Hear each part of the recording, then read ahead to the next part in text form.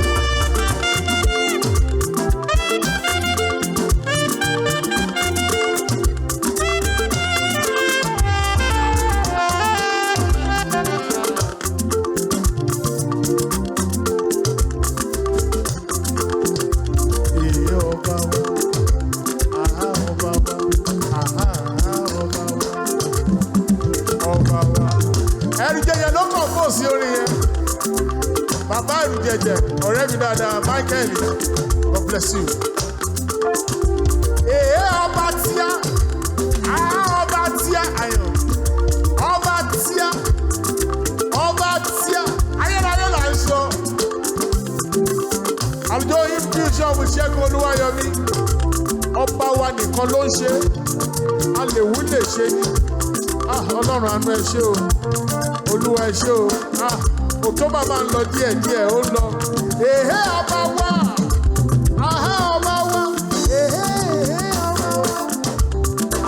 Ọba wa.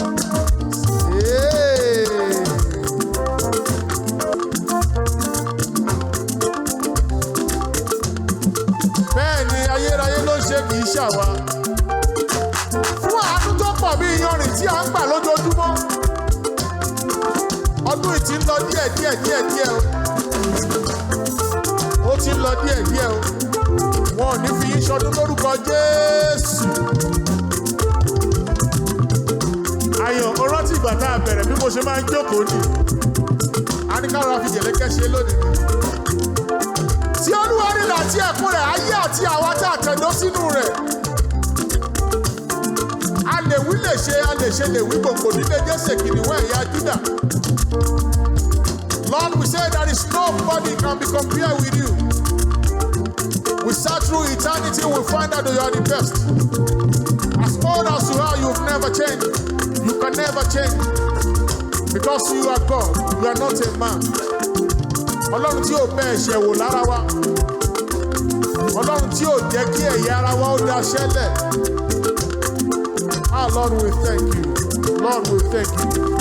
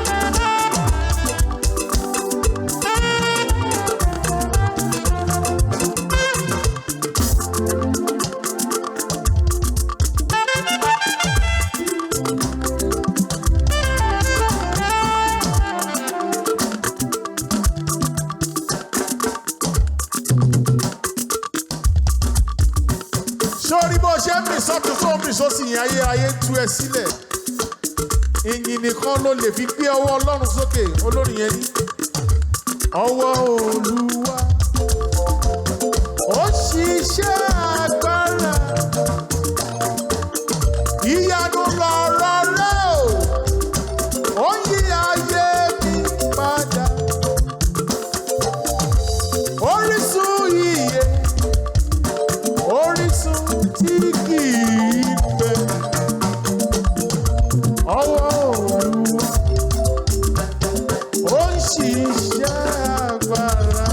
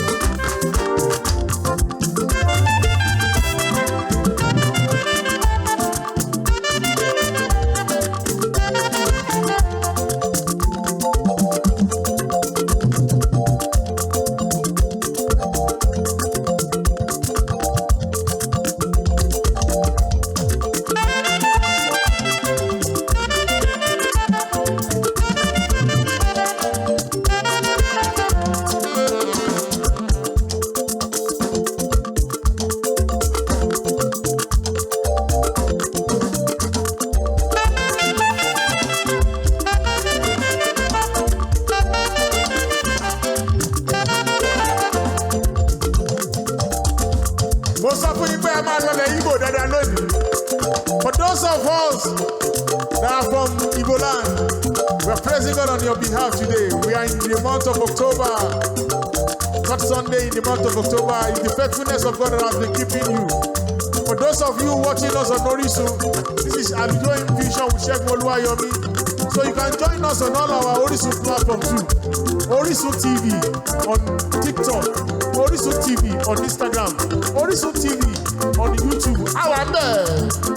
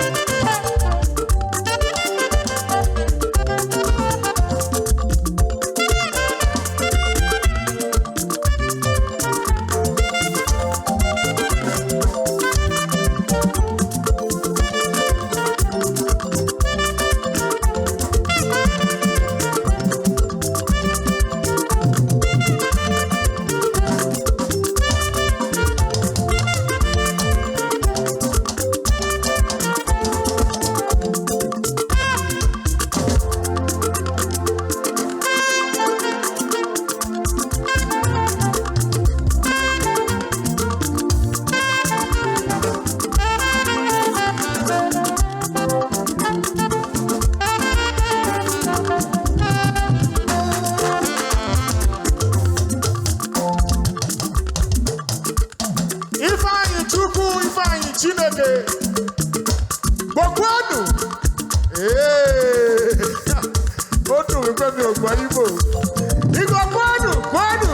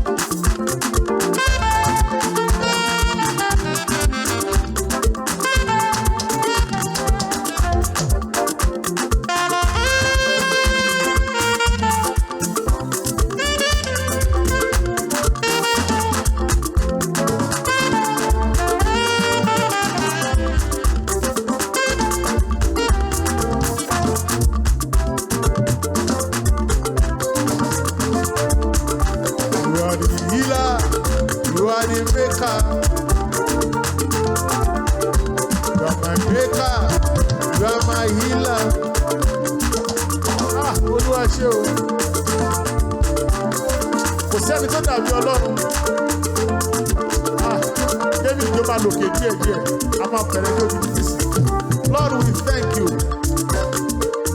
Lord, we thank you. Lord, we thank you. Lord, we thank you.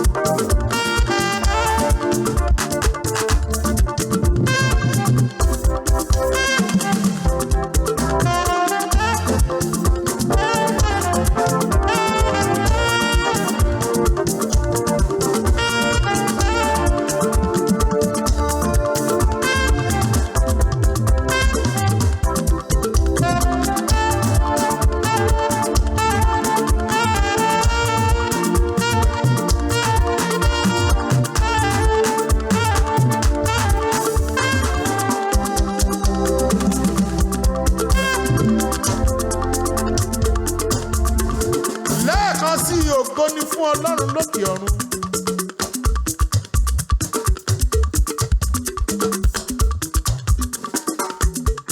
Ọwọ́ ẹ̀rọ là ń ṣe lónìí. Ògo ni fún Ọlọ́run lókè ọ̀run.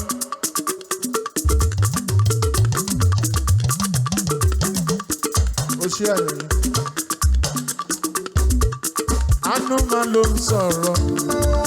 Bàbá agbára wa fún màkọ́ ìwọ gangan.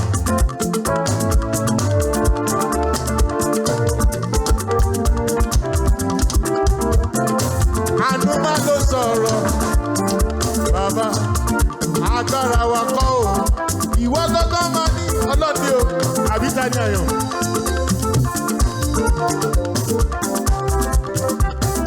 Àánú máa ló sọ̀rọ̀.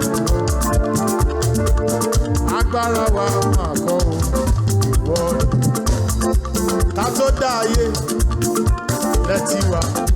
Ká tó dá ọ̀run ẹlẹ́dẹ̀ tí ń jọba. Ọlọ́run bàbá, Ọlọ́run ọmọ, Ọlọ́run ẹ̀mí mímọ́. Ọlọ́run bàbá bàbá, Ọlọ́run ọmọ, Ọlọ́run ẹ̀mí. Olóyè ká dúpẹ́.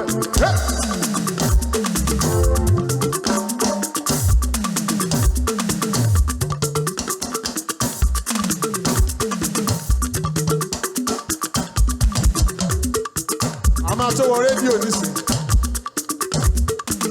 Òkè ká dúpẹ́.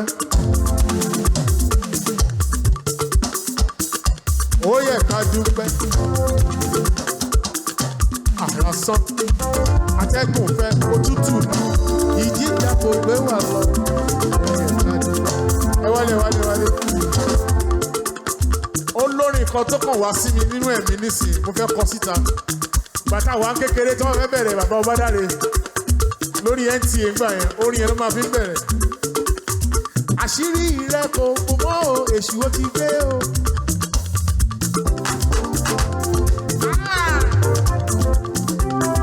Àṣírí rẹ kò bò mọ́ o, èṣù ó ti dáràn. Orúkọ Jésù mi ló mú mi rí mọ́lẹ̀ kéde. Orúkọ Olúwa ilé ìṣọ́ agbára ni Ọlọ́run ló sá ọ̀rọ̀ ó sì rí ìyè. The name of the Lord is the strong tower and the righteous run into it and we are saved. We are saved because we know the name that is far above every other name. Àṣírí rẹ kò bò mọ́ o, èṣù ó ti dé o. Àṣírí rẹ kò bò mọ́ o, èṣù ó ti dáràn. Orúkọ Jésù ló mú ìlú wọn lè ní. Orúkọ tí kú ń gbọ́ tó sáwọ́ gbọ́. Orúkọ tí àrùn gbọ́ tó sáwọlẹ̀. Lórúkọ Jésù gbogbo egun ẹ wólẹ̀.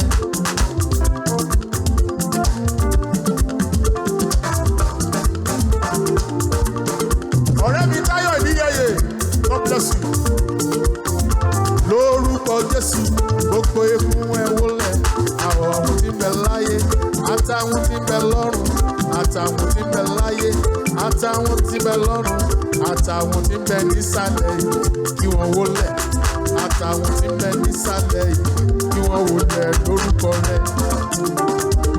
Tí Olúwa nílẹ̀ àti ẹ̀kún rẹ̀, ayé àti àwọn tá a tẹ̀dọ̀ sínú ẹ̀. Ó fi ẹyin mi tí àgbélébùú, ó ti ẹnu mi bọ ẹ̀jẹ̀ Jésù Kristi. Ẹ̀jẹ̀ ètùtù ìmùlẹ̀ àgbà tí a ta sílẹ̀ lórí òkè Káfárì. Nítorí pé orúkọ Olúwa ilé ìṣọ́ agbára ní olódodo sáwọn náà ó sì rí ìyè. Ẹ̀jẹ̀ ètùtù ìmùlẹ̀ àgbà ẹ̀jẹ̀ Jésù ni. Ẹ̀jẹ̀ tí gbogbo ayé jẹ nìyẹn.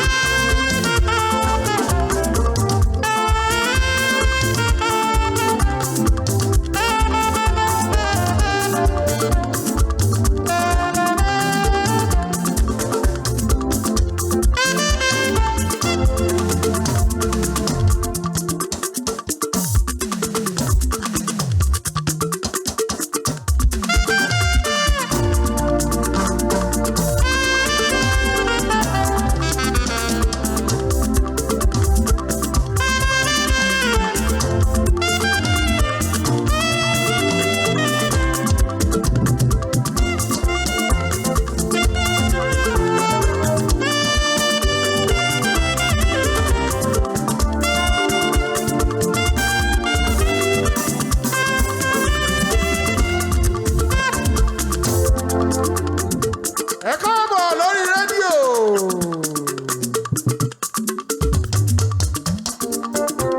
Mo ṣe àyẹ̀wò àràmàdà lọ́lọ́run. Dr. AlujoHymn, thank you so much for giving us this privilege again. AlujoHymn Vision pẹ̀lú Segun Oluwayomi. Bó ṣe gbọ́ mi lórí rédíò yẹn, a wà lórí Facebook bẹ́ẹ̀ Segun Oluwayomi. Lórí TikTok @Segun Oluwayomi, lọ follow mi bàbá wà bẹ́ẹ̀. Lórí Instagram @Segun_Oluwayomi. Lórí YouTube Segun Oluwayomi TV. Àánú ló sọ̀rọ̀ àwakọ́. Ìwọ tó ń gbọ́ mi yẹn, àánú lórí gbà o. Tó o bá ti kú kò sóhun tó o lè ṣe. Púpọ̀ wà lára àwọn àlàyé gbé ọwọ́ méjèèjì sókè kó máa bẹ̀rẹ̀ sí í dúpẹ́. Dr. AlujoHymn, the Lord will keep you in the name of the Lord Jesus Christ. Iléeṣẹ́ rédíò wa ò ní jóná lórúkọ Jésù. Hallelujah o, àánú ló ṣe yí o, ènìyàn kan.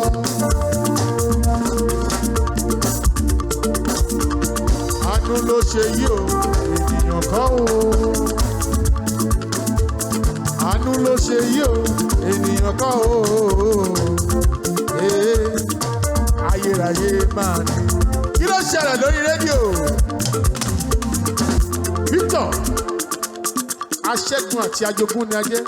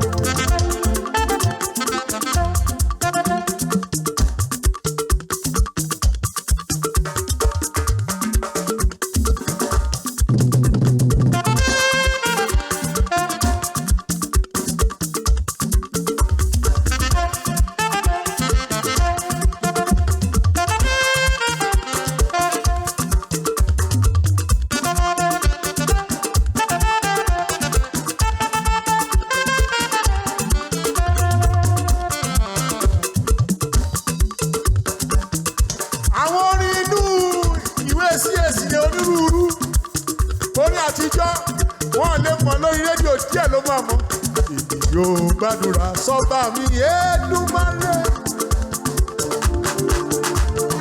Nínú òwò dáadáa. Bàbá yé bẹ̀bẹ̀ òwe. Ọ̀kan ṣoṣo àjànàkú wá pàdé mi nílé rẹ̀ o. Èmi ọmọ rẹ̀ ń ké pé ọ̀hún bàbá wa dúró. Máa jó máa yọ̀ lórí rédíò, àánú ló ń sọ̀rọ̀. Ògo ni fún Ọlọ́run lókè ọ̀run. Ayérayé nínú ọ̀run, ẹ̀mí mímọ́, ẹ̀mí inú àwọn wòlíì. Kí ló ń ṣẹlẹ̀ lórí rédíò? Emmanuel, tìrẹ ni títí láíláí lọ gbà mí lọ́dọ̀ rẹ.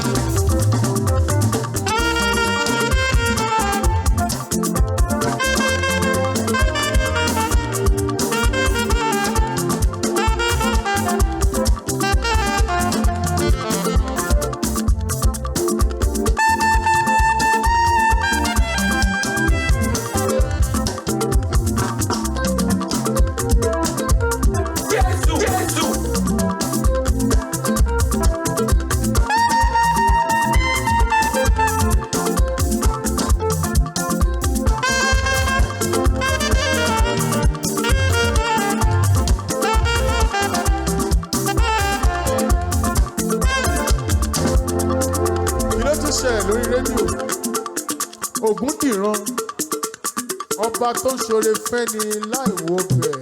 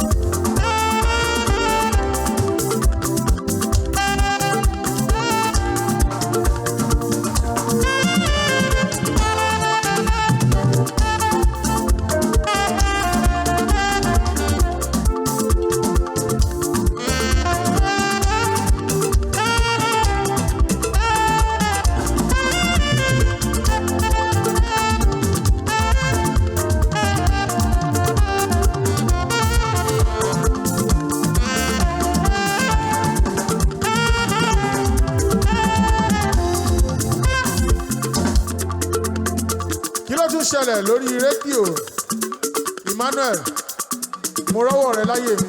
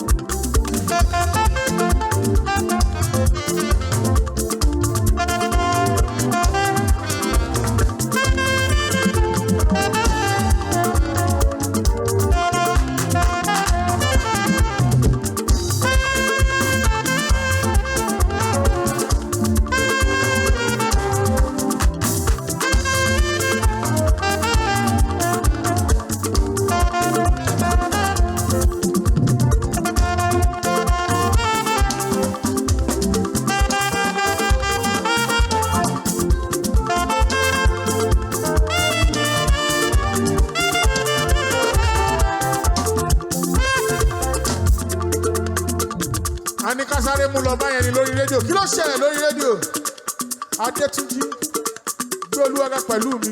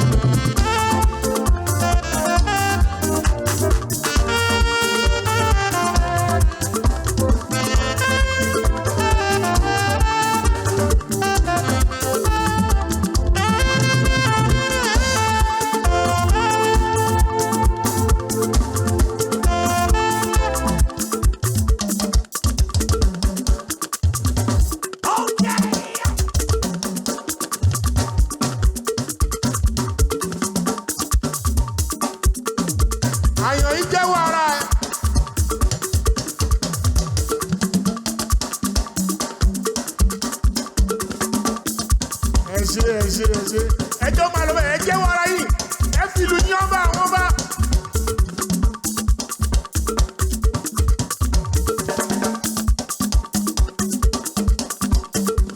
Emmanuel jẹ́wọ́ ara ẹ.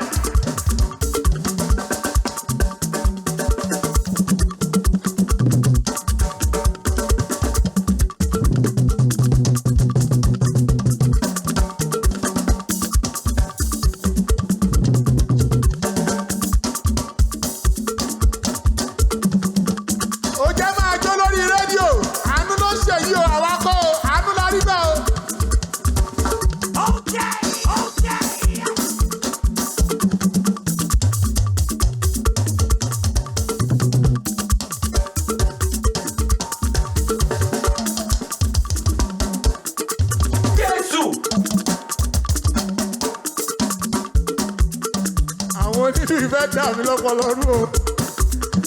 Ayọ̀ ìgbàlà ni. Ayọ̀ bẹ lọ́dọ̀ bàbá. Ayọ̀ bẹ lọ́dọ̀ bàbá. Ayọ̀ bẹ lọ́dọ̀ bàbá.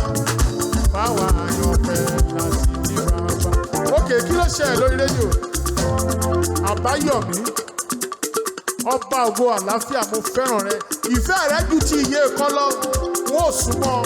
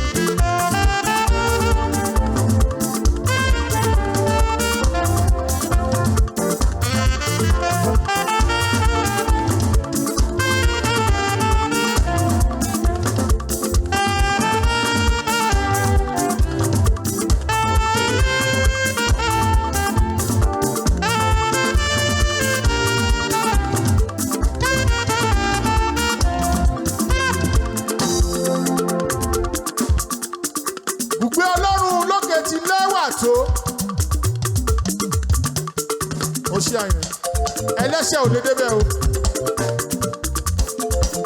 Ẹlẹ́ṣẹ̀ ò lè débẹ̀. Ìwọ tó ń jẹ ọmọ ẹnìkejì ẹlẹ́ṣẹ̀ ò lè débẹ̀.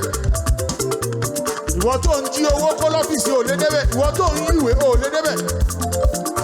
Ìwọ tó ń ṣe inú níbí ni ò lè débẹ̀. Ìwọ tó ní ìfẹ́kúfẹ́ lọ́kàn ò lè débẹ̀. Ẹlẹ́ṣẹ̀ kankan ò lè débẹ̀. Mo rọ̀ ẹ́, mo bẹ̀ ẹ́. Tí ọwọ́ ìkà bọlẹ̀ má ṣèkà mọ́, rere ló pé ìkà ò pé. Lórí rédíò bó ṣe ń gbọ́ mi ìyẹn tó bá fẹ́ kọ́lọ́run ó ṣàánú fún ìwọ náà máa ṣe rere. Ìwà rere ló pé. Kí ló ṣẹlẹ̀ lórí rédíò? Adékúnlé, ẹ máa tẹ̀síwájú.